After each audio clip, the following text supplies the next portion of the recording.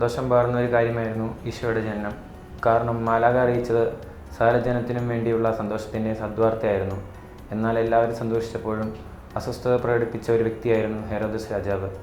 തൻ്റെ രാജ്യത്വത്തിന് ഈശോയുടെ ജനനം ഭീഷണിയാകുമെന്ന് അദ്ദേഹം ഭയപ്പെട്ടു. അതുകൊണ്ട് എന്തു വില കൊടുത്തും ഈശോയെ ഇല്ലാതാക്കാൻ ഹെരോദസ് ശ്രമിച്ചു. അതിന് അദ്ദേഹം എടുത്ത ശ്രമങ്ങൾ തുടർന്ന് വചനത്തിൽ നാം കാണുന്നുണ്ട്. നന്മ കാണുമ്പോൾ അസ്വസ്ഥമാകുന്ന ജനങ്ങളും പ്രസ്ഥാനങ്ങളും ഇന്ന് വർദ്ധിച്ചു വരികയാണ്. അവർ ഇന്ന് തിന്മയുടെ വഴികളെ കൂട്ടുപിടിച്ച് നന്മകളെ ഇല്ലാതാക്കുവാൻ ശ്രമിച്ചുകൊണ്ടിരിക്കുന്നു. തിന്മകളെ അടിച്ചേൽപ്പിക്കാൻ ശ്രമിക്കുന്നു. അധികാരം ലഭിക്കാൻ ഹീനമായ പ്രവൃത്തികൾ ചെയ്യുന്നു. ഇന്ന് ഇത്തരത്തിലുള്ള വ്യക്തികളെയും പ്രസ്ഥാനങ്ങളെയും തിരിച്ചറിഞ്ഞ് അതിനെതിരെ പ്രതികരിച്ചില്ലെങ്കിൽ നാളെ പ്രതികരിക്കാനുള്ള ശബ്ദത്തെയും അവർ അടിച്ചമർത്തും. നമുക്ക് പ്രാർത്ഥിക്കാം.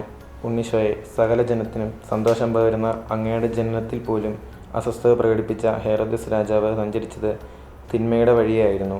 ഇത് തിന്മയെ നന്മയാക്കുന്ന അധികാരം ലഭിക്കാൻ എന്ത് കൊള്ളരുതായ്മയും കാണിക്കുന്ന അഭിനവ ഹെരോദസ്മാർ വർദ്ധിച്ചു വരുന്നു. ഈശോയെ, നന്മയുടെ വഴിയിൽ ധൈര്യപൂർവ്വം സഞ്ചരിക്കാൻ കൃപ തരണമേ. തിന്മ ചെയ്യാൻ പ്രേരിപ്പിക്കുന്ന വ്യക്തികളിൽ നിന്നും പ്രസ്ഥാനങ്ങളിൽ നിന്നും അകന്നു നിൽക്കാൻ എന്നെ സഹായിക്കണമേ.